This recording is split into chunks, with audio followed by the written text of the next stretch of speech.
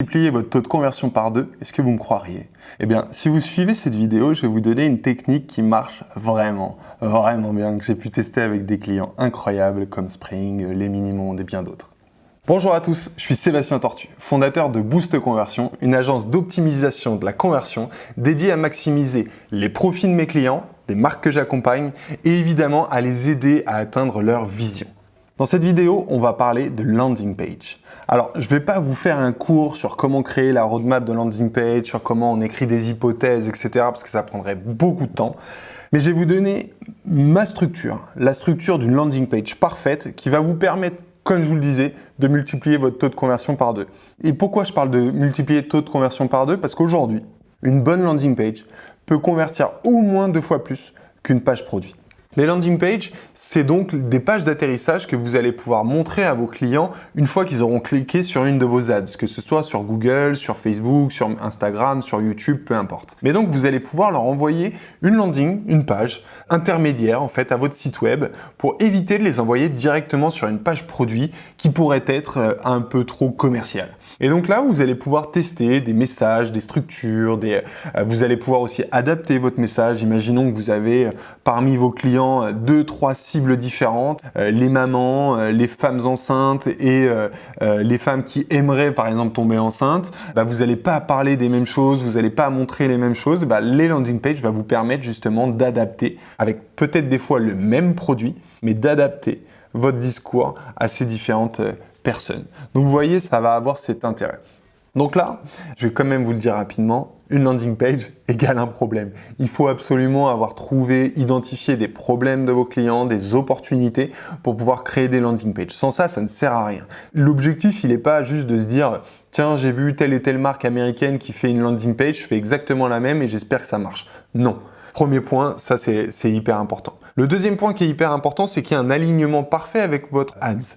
Si jamais vous avez un message dans votre ad, que les clients arrivent sur votre page et qu'ils trouvent un autre message, ils vont partir parce qu'ils vont croire qu'il y a un problème. Pareil avec les visuels. Il faut vraiment qu'il y ait une harmonie d'atmosphère pour que le client puisse voir qu'il y a une continuité absolument parfaite.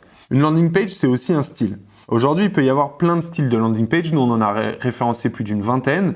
Il peut y avoir des landing pages classiques de produits, où là, on vient dérouler les arguments produits, on vient dérouler les bénéfices produits de façon assez classique, quasiment comme une page produit, mais encore une fois, qu'on va pouvoir adapter aux différentes personnes qui vont venir sur notre site par rapport à leurs attentes particulières.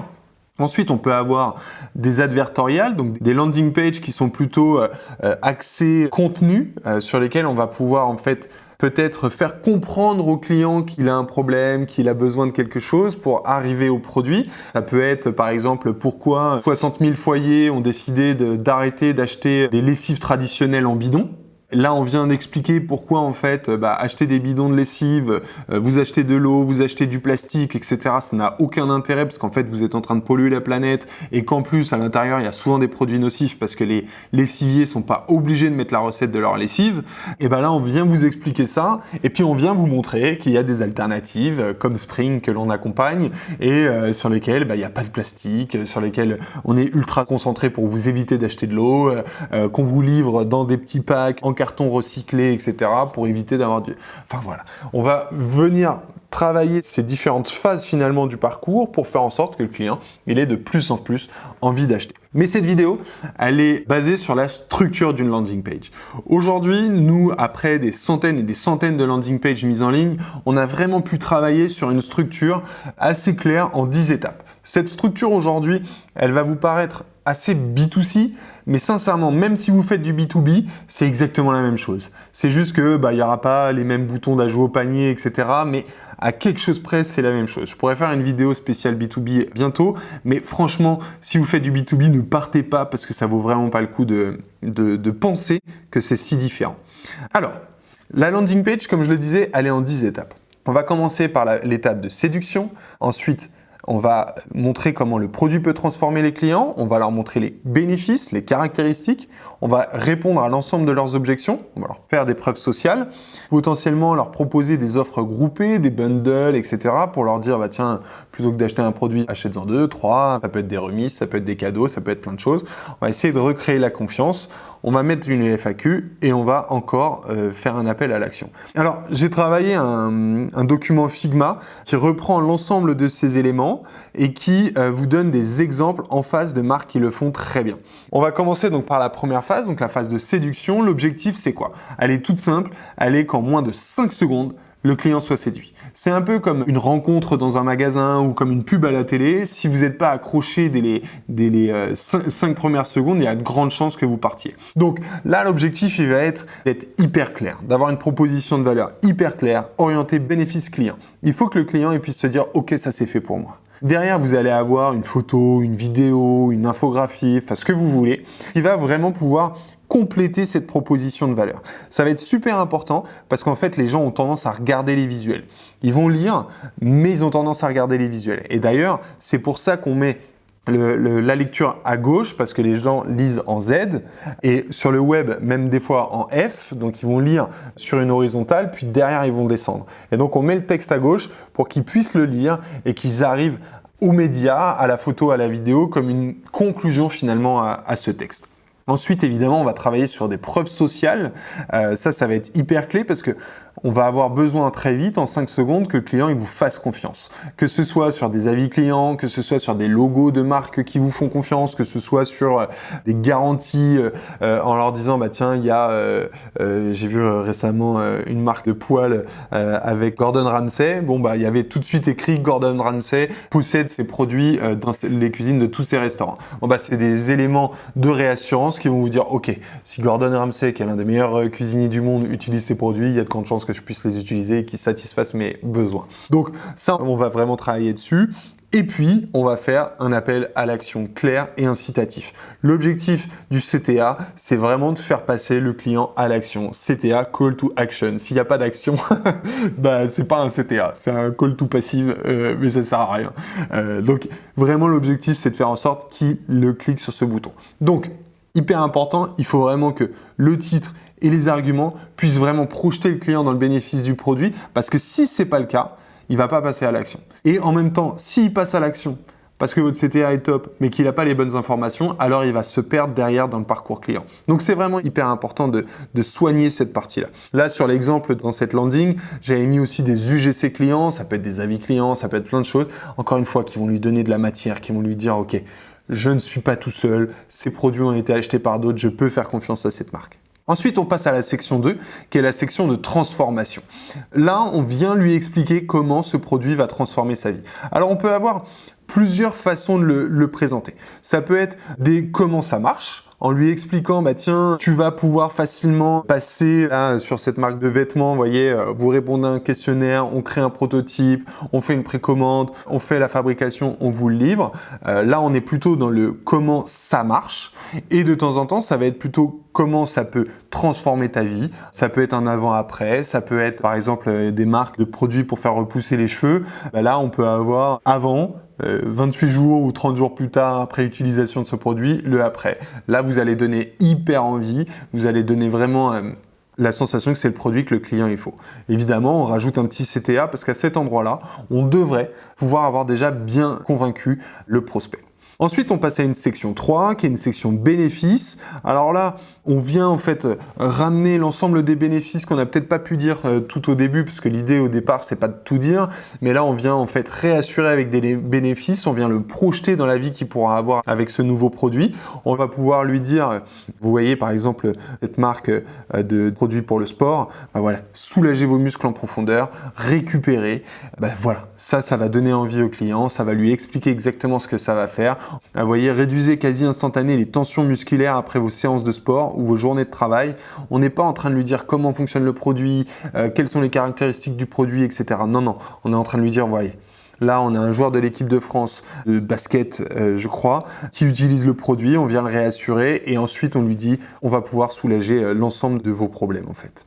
Ensuite, malgré tout, donc là, on est plutôt émotionnel. Derrière, on va être sur une phase plus rationnelle parce que les clients ont toujours besoin de justifier leurs émotions par leur rationalité.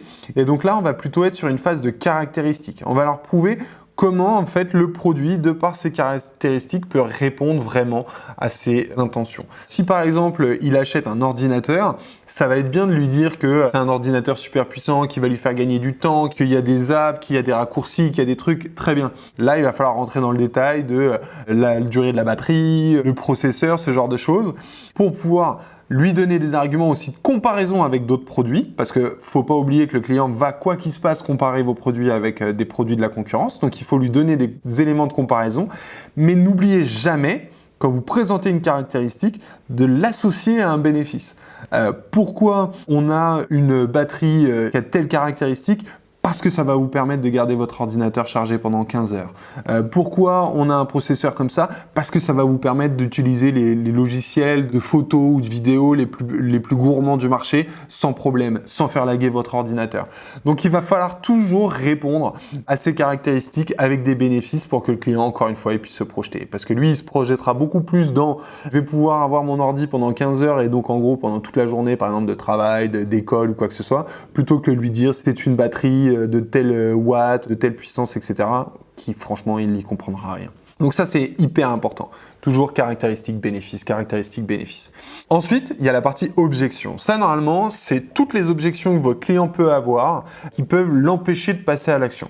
Ça peut être des questions sur la livraison, sur les garanties, sur est-ce que ça va justement bien répondre à l'ensemble de mes besoins, etc. Les gens ont toujours la sensation d'être uniques. Et donc, ils vont toujours se dire, bah oui, mais moi, est-ce que ça marche ? Et en fait, ces objections, il va falloir aller les chercher dans une phase d'observation de vos clients, dans une phase d'observation pour savoir, bah tiens, quelles sont leurs craintes, leurs peurs, et là, vous venez y répondre. Donc ça, c'est super important. Et juste en dessous, vous mettez un CTA, un call to action, parce que à ce moment-là, normalement, vous avez répondu à l'ensemble de ces questions. Si jamais il scrolle encore, ce qui est possible, là, vous pouvez remettre des preuves sociales. Vous pouvez ensuite rajouter des bundles, des offres groupées. Donc ça peut être de plusieurs produits, ça peut être avec un cadeau, ça peut être, vous voyez, des cadeaux qui coûtent pas très cher, des fois juste un livre blanc ou ce genre de choses, ça peut créer la différence. Récemment, j'ai vu une marque de compléments alimentaires qui faisait justement un livre blanc sur les meilleures recettes pour rester plein d'énergie pendant l'hiver.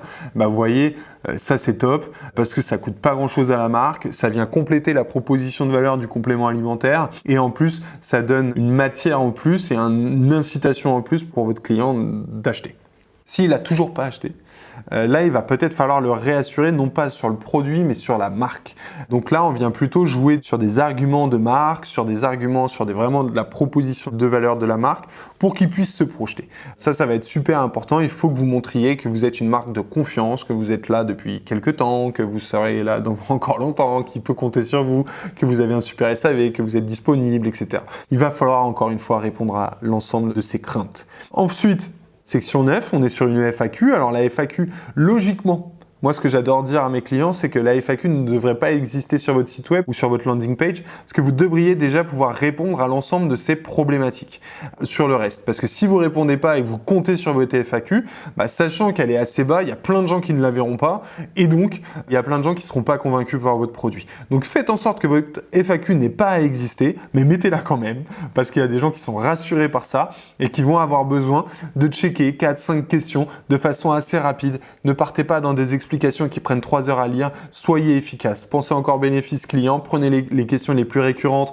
de votre SAV, etc. pour pouvoir y répondre, pour encore une fois montrer que vous avez compris votre client et que vous êtes capable de lui proposer quelque chose. Et puis en dessous de cette FAQ, on repart sur de l'action avec le produit pour faire en sorte que le client achète.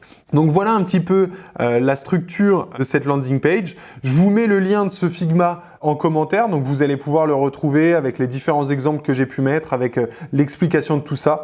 En tout cas, si avec ça, vous multipliez pas, allez, je vais être raisonnable, si vous faites pas au moins plus 30%, mais franchement, vous devriez pouvoir faire entre plus 30 et plus 100% de conversion par rapport à envoyer votre trafic directement sur une fiche produit, je sais plus quoi faire. Ou en tout cas, vous pouvez peut-être m'appeler et on trouvera des solutions. Je vous dis à très bientôt. N'hésitez pas à vous abonner. J'ai aussi une vidéo qui arrive sur les 10 landing pages qui doivent vous servir d'inspiration. Donc, n'hésitez pas à vous abonner pour ne pas la rater. En tout cas, je vous dis à très bientôt. Je vous souhaite une bonne fin de journée. Ciao, ciao.